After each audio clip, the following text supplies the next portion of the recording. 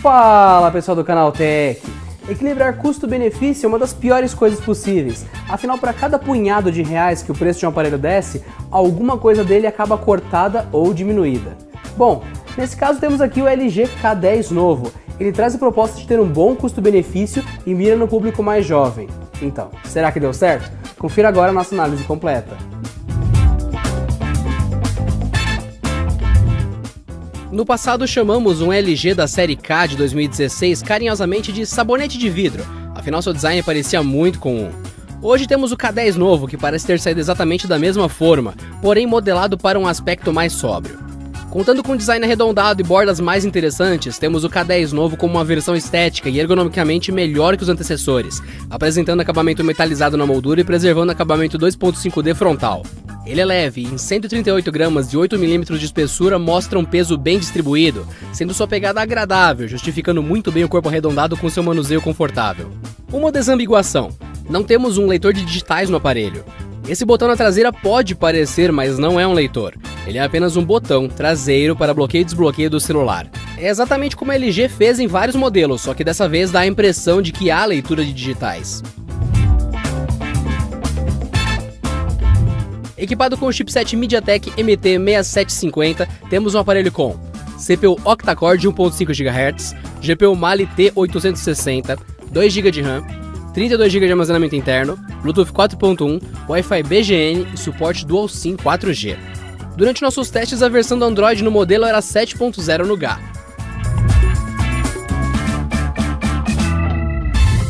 Contando com uma tela LCD de 5.3 polegadas HD 720p, temos um display com a tecnologia In-Cell Touch, que promete uma imagem mais próxima ao vidro frontal, reduzindo distorções, sombras e afins. De fato, não notamos esse tipo de coisa em nossos testes. A primeira impressão que temos é muito boa ao olhar para essa tela. Sua densidade de pixels é de aproximadamente 277 ppi, nada que garanta incríveis detalhes de imagem, porém o valor deixa a experiência no suficiente para aproveitar o que se passa ali. Cenas muito minuciosas com macros não tem aquele impacto todo. Esse detalhe todo é balanceado pelas cores do painel, que, principalmente em cenas de natureza, mostram uma reprodução muito agradável de cores, deixando as cenas com boa qualidade. Pode ser 720p de resolução, abrindo mão de mais detalhes, mas o que aparecer ali estará bonito em representação de tons e cores. Porém, esse equilibrado display sofre de forma visível do mal dos LCDs e vaza iluminação sobre qualquer cena escura, deixando aquela cara de preto iluminado, quase cinza nas partes pretas da tela. Como a tela do modelo traz bordas conectadas muito pretas, fica visível onde a carcaça preta termina e onde a tela, fingindo a cor preta, começa. A tela desligada mostra como deveria ser a coisa toda no mundo ideal.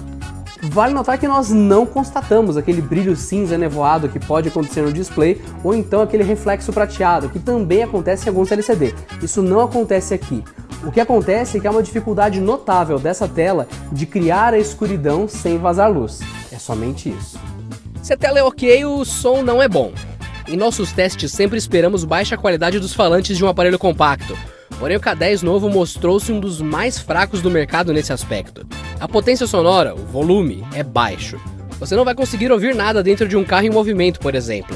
A falta de fidelidade sonora é notável também, sendo as frequências moduladas para o agudo. Some isso o fato da distorção que ocorre em toda a execução mais complexa de som, com múltiplos instrumentos, por exemplo, e isso gera um som abafado e ainda mais baixo.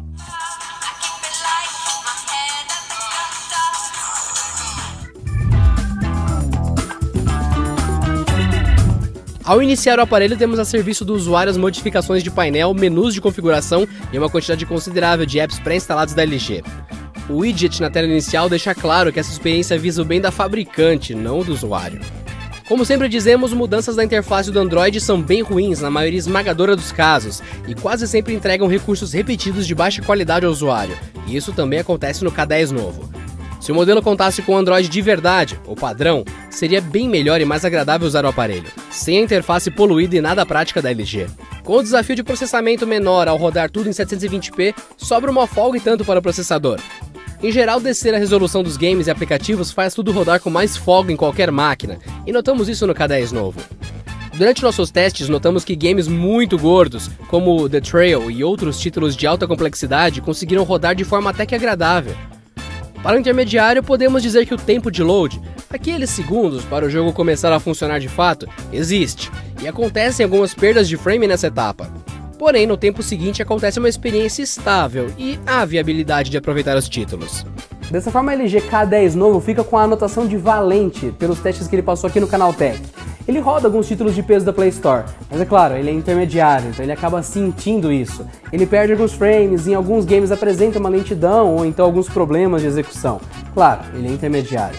Mas na boa parte dos casos, ele consegue sim até levar a tarefa e deixar jogável alguns títulos.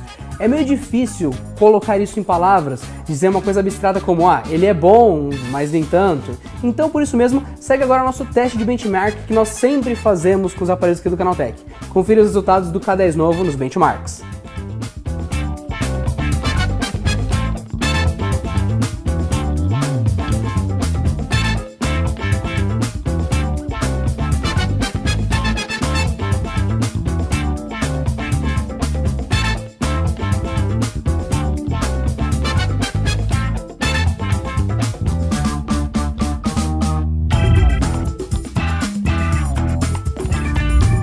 Como câmera principal, temos uma unidade de 13 megapixels no K10 novo, e na frente do modelo há uma câmera de 5 megapixels para selfies, sendo grande angular de 120 graus. A ideia é que o seu entorno e seus amigos saiam na foto com facilidade, melhorando seus registros com mais cenário e amplitude de imagem.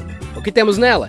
Desempenho interessante sob luz ideal, praia, ambientes externos durante o dia, e nessas situações com cores ok e registro de detalhes dentro dos 5 megapixels prometidos. O modo angular dela faz uma boa diferença, criando em 120 graus um efeito semi-panorâmico, com aquele efeito de horizonte se iniciando. Interessante para momentos onde é preciso ter mais amplitude na foto. As fotos da câmera traseira também mandam bem, apesar de não contarem com o benefício de mais amplitude quando desejado. Como o número de megapixels sobe, a quantidade de detalhes também ajuda a densidade da foto a ficar melhorada. Ok, agora vamos para aquela parte. Os detalhes capturados pela câmera traseira são medianos, existindo muitos grupamentos de cores, ou seja, flocos ou granulações nas fotos, mesmo em situações onde dispõe-se de iluminação máxima. Esses grãos de cor ocorrem principalmente em tons parecidos, como céu ou folhagens, dando a impressão de que o pós-processamento da câmera une vários tons de verde num só, ou mesmo azul, roxo, etc. Assim cria-se a impressão de que pequenas poças de cor deram micromanchas na foto. Em cenas escuras, com passagem de luz por algum ponto, as fotos ficam terríveis, mostrando um efeito leitoso sobre a foto. Nessas situações, o tempo de captura também fica elevadíssimo, ajudando em nada uma câmera que não dispõe de estabilização ótica.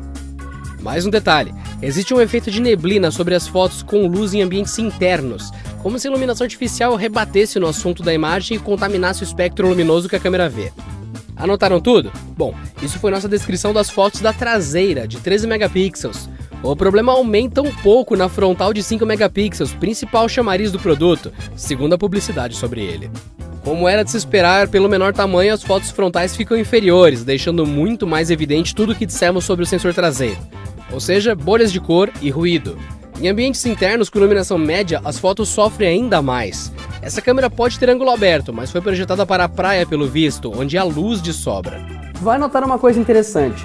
Os locais onde essas câmeras funcionam bem, com muita iluminação, não apresentam problemas para o K10. Alguns aparelhos têm problema de flare ou ofuscamento nesses ambientes muito iluminados, e isso não é o caso dele. Ele se dá bem nesses ambientes. Novamente, parece que ele foi desenhado para usar a fotografia dele na praia, mesmo ele não sendo a prova d'água.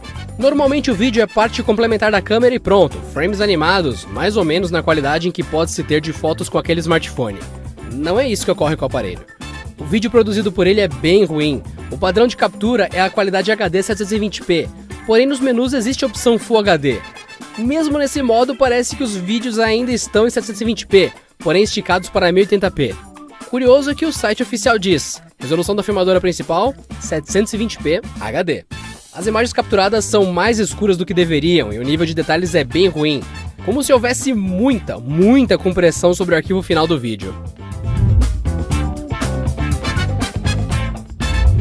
Movendo o modelo, temos uma bateria de apenas 2.700 mAh. Dizemos apenas, pois a versão mais power do K10 tem uma bateria de 4.400 mAh. Dito isso, colocamos esses 2.700 mAh para trabalhar, fazendo a tela HD do modelo exibir em brilho máximo e streaming contínuo via Wi-Fi sempre, como costumamos fazer. O resultado foi que cada hora de uso descarregou 15% da bateria, um valor interessante para um aparelho intermediário. Dessa forma fica evidente que em uso normal chega-se ao final do dia, porém usuários mais ativos e que gostam de games podem precisar de uma carga pela tarde ou logo no início da noite. Na hora de carregar temos um adaptador de tomada de apenas 850 mAh, capaz de carregar o aparelho completamente em quase 3 horas de conexão na tomada. Tempo bem alto para 2017. Fizemos a experiência de conectar o modelo num carregador de mais mAh, porém não notamos ganhos de velocidade considerável. Disponível nas cores preto, dourado e titânio, e com preço oficial de lançamento do K10 novo fixado em R$ 1.199, temos nesse aparelho uma opção viável de smartphone intermediário. Faz algum tempo que aparelhos com desempenho ok e demais configurações também dentro do ok têm recebido preços cada vez maiores. E nos agradou muito ver o K10 novo com preço inaugural bem perto dos R$ 1.000, indicando que desde já é uma escolha válida, porém cada vez melhor em custo-benefício com o passar do tempo. O K10 novo da LG não é nem de longe um high-end ou está livre de problemas. Tanto é que nós falamos de muitos deles aqui no review agora. A questão é, ele custa R$ 1.199 no lançamento, e com esse kit que ele oferece, acaba sendo um interessante custo-benefício nesse primeiro momento. Mas com o passar dos meses, há a tendência que ele brilhe bastante como custo-benefício, afinal, esse valor tende bastante a cair. E com o que ele oferece? Bom, nós achamos que ele se enquadra sim no intermediário e que traz coisas equilibradas para o valor dele. Lembrando que com bons descontos e com a tendência natural de queda de preço, isso aqui pode brilhar no futuro como uma boa escolha. Mas lógico, você pode fazer parte do público que não está aqui pelo custo-benefício. Você pode querer alta performance, ou então câmeras de alta qualidade e outras coisas que não encaixam em custo-benefício. Por isso, deixa aí pra gente nos comentários o que você achou do K10 da LG. E lógico, esse é o fim dessa análise, mas tem outros aqui no canal. É só clicar aqui em cima nos cards que aparecem no canto superior direito, ou então aqui embaixo do Canaltech. Se inscreva, conta pra gente sobre ele e até a próxima!